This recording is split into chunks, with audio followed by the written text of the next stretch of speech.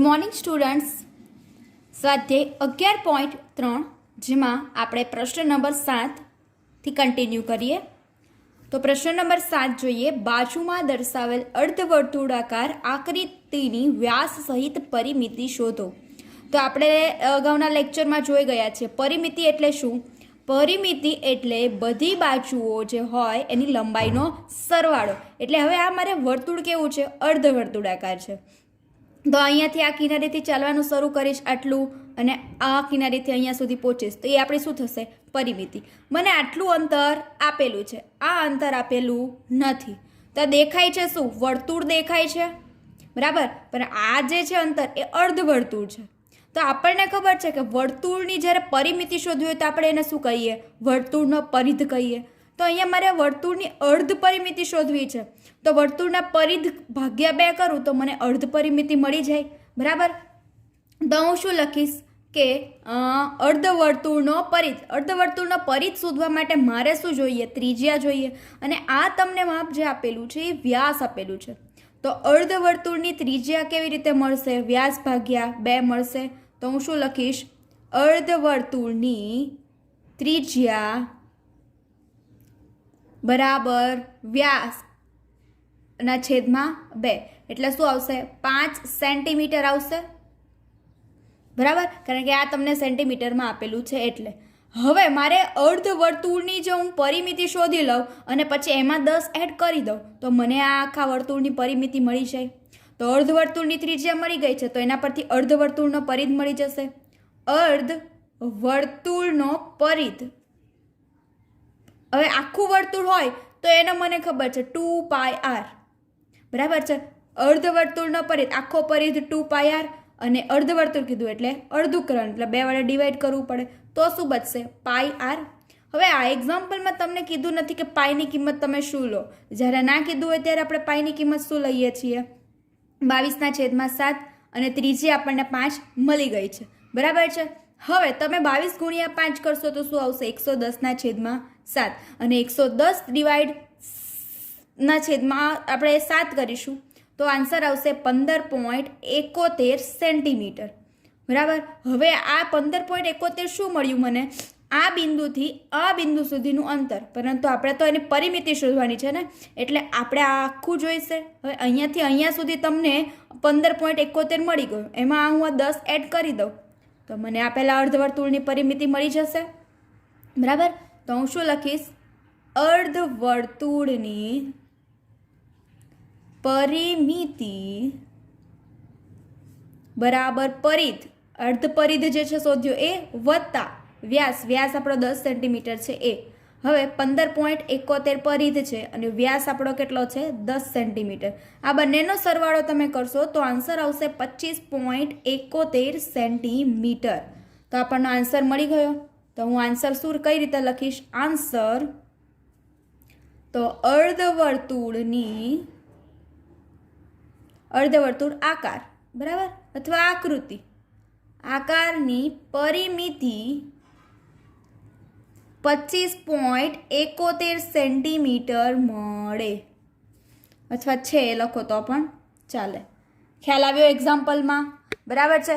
જ્યારે પણ અહીંયા કદાચ તમને આ એક્ઝામ્પલ એ રીતે પણ પૂછાઈ શકે કે હવે આ જે છે અડધું, એની જગ્યાએ તમને ખાલી આટલું જ આપેલું હોય, બરાબર. તો તમારે 1/4 ભાગની પરિમિતિ શોધવાની, એટલે કે પરિધ શોધવાનો, અને મેં 2 ત્રિજ્યા એડ કરી દઈ એટલે આપણું 1/4 ભાગનું પણ પરિમિતિ મળી જાય, બરાબર છે. અત્યારે અડધામાં ખબર પડી બધાને આ એક્ઝામ્પલમાં.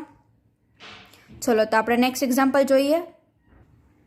ચલો નેક્સ્ટ એક્ઝામ્પલ છે, જો પોલિશ કરવાનો દર ₹15 મીટર સ્ક્વેર હોય તો 1.6 મીટર વ્યાસવાળા વર્તુળાકાર ટેબલની ઉપરની સપાટીને પોલિશ કરવાનો ખર્ચ શોધો. હવે આપણું ટેબલ આ રીતે આવેલું હોય, બરાબર, એની ઉપર મારે પોલિશ કરવાની છે, ટેબલની ઉપરની સપાટી. તો તો આપણે શાનો ઉલ્લેખ કરેલો છે? ટેબલની બહારની સપાટી કે લંબાઈ સાથે એને કોઈ મતલબ નથી, પરંતુ અંદર આખી ટેબલ ઉપર જે સપાટી છે એને મારે રંગ કરવાનો, એટલે પોલિશ કરવાની છે. તો આપણે શાનો ઉપયોગ કરીશું? ક્ષેત્રફળનો. બરાબર છે. અહીંયા તમને પોલિશ કરવાનો દર 15 મીટર સ્ક્વેર, એનો મતલબ શું? 1 મીટર સ્ક્વેરના 15 રૂપિયા. તો હવે આપણને ટોટલ કેટલું ક્ષેત્રફળ આવે એ ખ્યાલ નથી, તો એ મારે શોધવું પડશે. અહીંયા તમને 1.6 મીટર વ્યાસવાળા વર્તુળાકાર ટેબલ, એટલે વર્તુળાકાર જે ટેબલ છે એ સપાટીનો વ્યાસ તમને 1.6 મીટર આપેલો છે, પરંતુ મારે જ્યારે ક્ષેત્રફળ શોધવું છે ત્યારે મને ત્રિજ્યાની જરૂર પડશે, તો હું પહેલાથી જ શોધી લઈશ. બરાબર છે. તો ડેટા શું છે? વર્તુળાકાર ટેબલનો વ્યાસ બરાબર 1.6 મીટર તમારી પાસે છે.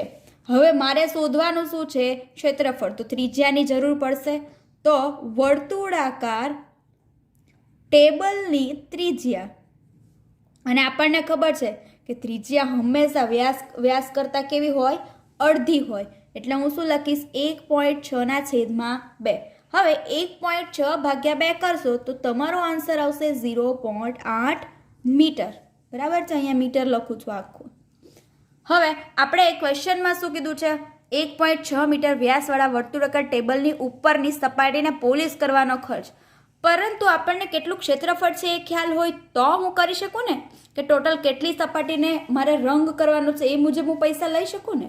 તો મારે શું કરવું પડશે? પહેલાં તો વર્તુળાકાર ટેબલનું ક્ષેત્રફળ શોધવું પડશે ને. તો વર્તુળાકાર સપાટીનું ક્ષેત્રફળ, બરાબર. ક્ષેત્રફળનું સૂત્ર આપણને ખબર છે, πr². અહીંયા તમારી પાસે પાઈની કિંમત 22/7, કારણ કે કૌંસમાં કંઈ આપેલું નથી. હવે r એટલે આપણી ત્રિજ્યા કેટલી છે? 0.8, એનો વર્ગ. એટલે હું અહીંયા લખી શકું 0.8નો વર્ગ. હવે 0.8 છે એને મારે એવું લખવું હોય 8/10 તો લખી શકાય. બરાબર. 22/7 ગુણ્યા 8/10 ગુણ્યા 8/10. હવે તમે આનું કેલ્ક્યુલેશન કરશો, બરાબર, તો તમારો આન્સર શું આવશે? પહેલાં તો તમારે શું કરવાનું? અહીંયા તમને પાઈની કિંમત 3.14 લેવાની કીધી છે, તો 22/7 તમે નહીં લેશો, 3.14 જ લઈ લો. ઓકે. અહીંયા મિસ્ટેક થાય છે, તમે લોકો સુધારી દેજો. અહીંયા આપણે ડાયરેક્ટ કેન્સલ આઉટ જ કરી દઈએ. 3.14 ગુણ્યા 0.8નો વર્ગ. હવે 3.14 ગુણ્યા 0.8નો વર્ગ, એટલે આને હું આ રીતે લખી શકું, 3.14 ગુણ્યા 8/10 ગુણ્યા 8/10. હવે તમે આ રીતે, મેં તમને ક્લાસમાં એક્સપ્લેન કરેલું હતું કે દશાંશ ચિહ્ન આપેલા હોય એને ભૂલી જઈએ, બાકીના બધાનો ગુણાકાર કરી દેવાનો, અને પછી જેટલા સંખ્યા પછી દશાંશ ચિહ્ન હોય એ મૂકી દેવાનો. એ રીતે તમારે રફમાં કેલ્ક્યુલેશન કરવાનું છે. જે કેલ્ક્યુલેશન તમે કરશો તો તમારો આન્સર આવશે 2.0096 મીટર સ્ક્વેર. બરાબર. કેમ? કારણ કે આપણે ક્ષેત્રફળ છે, એટલે કે ટેબલની ઉપરની જે સપાટી છે એ કેટલી છે? 2.0096 મીટર સ્ક્વેર એનું ક્ષેત્રફળ છે. હવે મારે તો ટોટલ ખર્ચ કરવાનો છે, અને આપણને રકમમાં શું કીધું છે? 1 મીટર સ્ક્વેર પોલિશ કરવાનો ખર્ચ 15 રૂપિયા. માટે આટલા મીટર સ્ક્વેર પોલિશ કરવાનો ખર્ચ બરાબર કેટલા? હું ડાયરેક્ટ પદ માંડી શકું. તો હું શું લખીશ? 1 મીટર સ્ક્વેર પોલિશ કરવાનો ખર્ચ ₹15. માટે ટોટલ ક્ષેત્રફળ કેટલું આવ્યું? 2.0096 મીટર સ્ક્વેર પોલિશ કરવાનો ખર્ચ બરાબર કેટલા રૂપિયા? હવે આ બંનેનો ક્રોસ ગુણાકાર તો આ રીતે આવશે 2.0096 ક્રોસ 15. હવે આ બંનેનો ગુણાકાર તમને આવડે છે કરતા, તો શું આવશે? 30.144 રૂપિયા આ મળશે. સમજ પડી બધાને? અહીંયા હવે ટેબલની સપાટીને પોલિશ કરવાનું છે. કદાચ તમને એવું કીધું હોય કે ટેબલની ફરતે લેસ મૂકવાની છે, અથવા તો ટેબલની ફરતે કંઈક ડિઝાઇન દોરવાની છે, તો શેનો ઉપયોગ કરે? તો આપણે પરિઘનો ઉપયોગ કરે. બરાબર છે. પરંતુ અહીંયા તો મારે શું કરવાનું છે? આખી સપાટીને પોલિશ કરવાની છે. એટલા માટે આપણે એનું ક્ષેત્રફળ શોધવું પડે. અને આપણે ખર્ચ કીધો છે તો 1 મીટર સ્ક્વેર પોલિશ કરવાનો ખર્ચ ₹15 માટે આપણું જે ક્ષેત્રફળ આવ્યું છે પોલિશ કરવાનો ખર્ચ કેટલા, તો ગુણાકાર કરશો તો આન્સર આવશે ₹30.114. અને તમારે આન્સર બોક્સમાં લખવાનો છે. ખ્યાલ આવ્યો બધાને અહીંયા?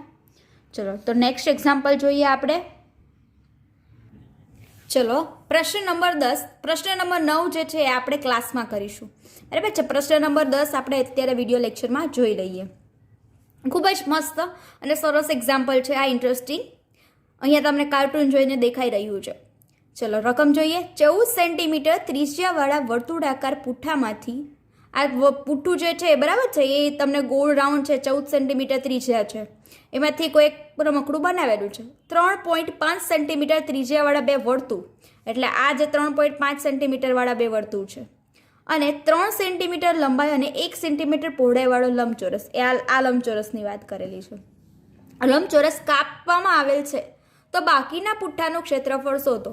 એટલે આપણે જે એક્ઝામ્પલ હમણાં જ કાલના લેક્ચરમાં જે જોયો હતો બોર્ડ ઉપર, સેમ ટુ સેમ એના જેવો જ છે કે આપણને જે છે આ આખા વર્તુળ છે એ 14 સેન્ટીમીટર છે, એમાંથી 2 આંખ કાપી લીધી છે અને 1 ફેસ કાપી લીધો છે, તો બાકી જે બચે એનું ક્ષેત્રફળ શોધવાનું છે. જો હું અહીંયા તમને લાઈન કરીને બતાવું છું કયા ભાગનું, એ જોયું અહીંયા તમને લાઈન કરેલી છે એ ભાગનું શોધવાનું છે. તો આપણે એ એક્ઝામ્પલમાં કર્યું હતું એ જ રીતે આમાં કરવાનું છે કે ટોટલ પહેલાં મારે મોટા વર્તુળનું ક્ષેત્રફળ શોધી લઉં, એમાં 2 નાના વર્તુળના ક્ષેત્રફળ અને ચોરસ, આ જે લંબચોરસ આપેલું છે એનું ક્ષેત્રફળ બાદ કરી દઉં તો મને બાકીલા વચ્ચેલા છે એનું મળી જશે. તો પહેલાં મારે શું શોધવું પડશે, જે મોટું વર્તુળ છે એનું ક્ષેત્રફળ શોધવું પડશે ને, એટલે વર્તુળાકાર પુઠ્ઠાનું ક્ષેત્રફળ અહીંયા ત્રિજ્યા આપેલી છે તમને, તો હું શોધી લઉં વર્તુળાકાર પુઠ્ઠાનું ક્ષેત્રફળ બરાબર πr². પાઈની કિંમત તમને અહીંયા કીધું નથી એટલે 22/7, અને ત્રિજ્યા કેટલી આપેલી છે 14 સેન્ટીમીટર. આપણે મોટા પુઠ્ઠાનું જે આ જે છે વર્તુળાકાર એનું જ કરીએ છીએ ને, તો એની ત્રિજ્યા 14 આપેલી છે, 14નો વર્ગ 22/7 ગુણ્યા 14 અહીંયા અવયવ કેન્સલ થશે, તો આનો આન્સર શું આવશે 616 સેન્ટીમીટર સ્ક્વેર. એટલે એ આપણે આ પુઠ્ઠાનું કુલ ક્ષેત્રફળ મળી ગયું. હવે મારે છે આ 2 આંખ છે એનું ક્ષેત્રફળ શોધવું પડશે. એક આંખ જે છે એક ત્રિજ્યા 3.5 આપેલી છે બરાબર, તો એના વર્તુળનું ક્ષેત્રફળ મળી જશે, એને ગુણ્યા 2 કરીશ તો બંને આંખનું ક્ષેત્રફળ મળી જાય. પ્લસ લંબચોરસ છે એની લંબાઈ અને પહોળાઈ આપેલી છે તો એનું પણ ક્ષેત્રફળ મળી જશે. એ 616માંથી હું બાદ કરીશ તો આ જે કાપી લીધેલો ભાગ છે એનું મળી જશે. એટલે હવે મારે શું કરવાનું છે, નાના વર્તુળનું ક્ષેત્રફળ શોધવાનું છે, અને નાના વર્તુળની ત્રિજ્યા 3.5 આપેલી છે, તો હું શું લખીશ, નાના વર્તુળનું ક્ષેત્રફળનું સૂત્ર મને ખબર છે, શું, πr². આરની કિંમત શું છે 3.5નો વર્ગ બરાબર છે, તો અહીંયા શું લખશો 22/7. હવે 3.5 છે એને હું સરળ બને એટલા માટે 35/10 લખીશ. અહીંયા અવયવ કેન્સલ થશે, 7×5 = 35 બરાબર છે. હવે અંશમાં 22 ગુણ્યા 5 ગુણ્યા 35 કરશો બરાબર છે, તો તમારો શું આન્સર આવશે 3850/100, એટલે ફાઇનલ આન્સર આવશે 38.5 સેન્ટીમીટર સ્ક્વેર. હવે આ નાના એક વર્તુળનું આપેલું છે, પરંતુ આપણે તો કેટલા વર્તુળ છે 2, તો 2 નાના વર્તુળનું ક્ષેત્રફળ શું આવશે, એને ગુણ્યા 2 કરવું પડશે ને, 2 ગુણ્યા 38.5 બરાબર છે. તો આન્સર આવશે 2 ગુણ્યા 38.5 કરશો તો 77 સેન્ટીમીટર સ્ક્વેર મળશે. ઓકે, હવે મારે શું શોધવાનું છે, લંબચોરસનું ક્ષેત્રફળ.